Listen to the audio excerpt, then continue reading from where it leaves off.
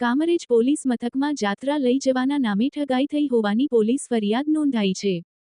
કામરેજના ખોલવડ ખાતે રહેતા અને અલગ અલગ રાજ્યોમાં શ્રીમદ ભાગવત કથા કરતા કિરીટભરતી ભાનુભરતી ગોસ્વામી પોરબંદરના મોચા ગામે આવેલા હનુમાનજીના મંદિરે દર્શન કરવા માટે ગયા હતા। ત્યાં દર્પણ સુધીર પંડ્યા નામનો ઈસમ ત્યાં ભટકાયો હતો। તેમણે કિરીટભરતી બાપુને ઓરિસ્સાના જગન્નાથપુરી ખાતે કથા કરવા માટે સહમત કર્યા હતા। 22 તારીખથી 28 ફેબ્રુઆરી સુધી આ કથા ચાલવાની હતી અને આખા રાજ્યમાંથી અલગ અલગ બસોમાં તમામ કથામાં આવનાર લોકોને ત્યાં જગન્નાથપુરી ખાતે લઈ જવાના હતા। દર્પણ પંડ્યાએ તમામ લોકો પાસેથી ત્યાં રહેવાના અને જમવા સહિત અન્ય સુવિધાઓ માટે વ્યક્તિ દીઠ 3500 રૂપિયા પણ લીધા હતા। નિયત સમય પ્રમાણે કામરેજથી 4 જેટલી બસો ઉપડી હતી। બસના ચાલકે પેટ્રોલ પંપ પર ડીઝલ ભરવા માટે બસ ઊભી રાખી હતી અને દર્પણ પંડ્યાને ડીઝલના પૈસા બાબતે જણાવતા દર્શન પંડ્યાએ પોત પ્રકાશ્યું હતું અને સર્વર ડાઉન છે, પૈસા ટ્રાન્સફર થઈ શકે એમ નથી। હાલ બસમાં બેઠેલા મુસાફરો પાસે પૈસા લેવા બસ ચાલકને જણાવ્યું હતું અને ડીઝલના પૈસા આવીને આપશે એવી બાહેધરી પણ આપી હતી। જોકે બસના ચાલકોએ મૂળ સફરો પાસેથી પૈસા 4 બસોમાં લગભગ 1 લાખ રૂપિયાનું ડીઝલ ભરાવ્યું હતું અને શિરડી પહોંચ્યા હતા। દર્શન પંડ્યા અમદાવાદથી નીકળેલી 4 બસમાં આવી રહ્યા હતા અને શિરડીથી તમામ બસો સાથે જગન્નાથપુરી જવા નીકળવાની હતી। જોકે શિરડી થોભેલી બસના મુસાફરોએ અમદાવાદથી નીકળેલી બસના મુસાફરોનો સંપર્ક કરતા કંઈક અલગ જ કથા સામે આવી હતી। દર્શન પંડ્યાએ ટ્રાવેલ્સની બસોનું પેમેન્ટ નહીં કરતા અમદાવાદથી નીકળેલી બસોને ટ્રાવેલ્સ કંપની દ્વારા કામરેજ ખાતે જ થોભાવી દેવામાં આવી હતી અને શિરડી થોભેલી બસોને પણ પરત કામરેજ ખાતે બોલાવી લેવામાં હતી। દર્શન પંડ્યાનો સંપર્ક કરતા દર્શન પંડ્યાએ પોતાનો મોબાઈલ સ્વિચ ઓફ કરી દીધો હતો। આખરે મુસાફરોને વિશ્વાસઘાત થયાનું જાણ થતાં કામરેજ પોલીસ મથકમાં ફરિયાદ નોંધાવી દર્શન પંડ્યાએ લગભગ 90 જેટલા મુસાફરો પાસેથી આશરે 3.15 લાખ ઉસેટી લીધી હતી। જગદીશ સાટિયા, ન્યૂઝ 14 કામરેજ।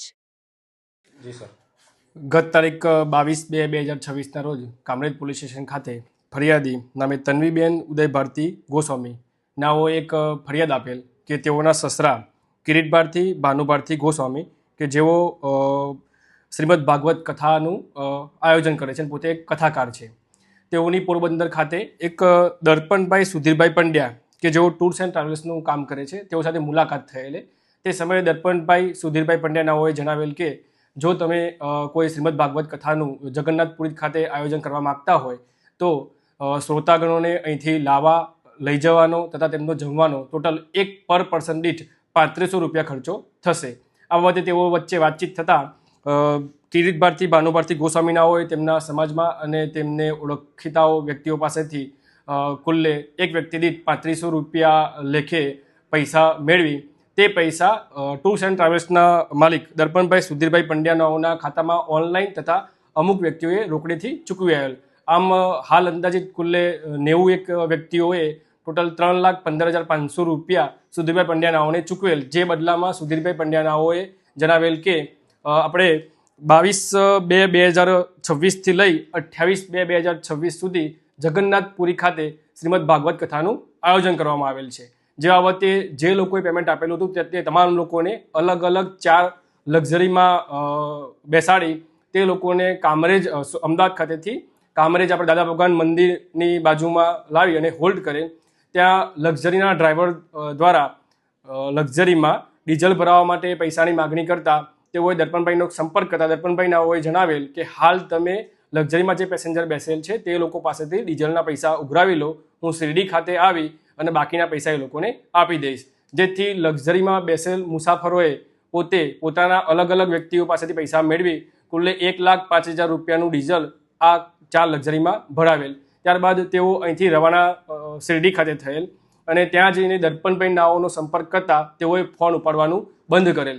આમ ફરિયાદી તથા તેમના સાથેના જે અલગ અલગ ભોગ બનનાર છે તેઓને અહેસાસ થયેલ કે તેઓના જોડે વિશ્વાસઘાત અને છેતરપિંડી થયેલ છે અને દર્પણભાઈ સુધીરભાઈ પંડ્યાનાઓએ પર પર્સન જે 3500 રૂપિયા ઉઘરાવેલ છે તે પોતાના કોઈ અંગત કામ માટે વાપરી નાખેલ છે અને તેઓને ત્યાં કથા માટે લઈ જવાના નથી। જે બાબતે તેઓને પોતાની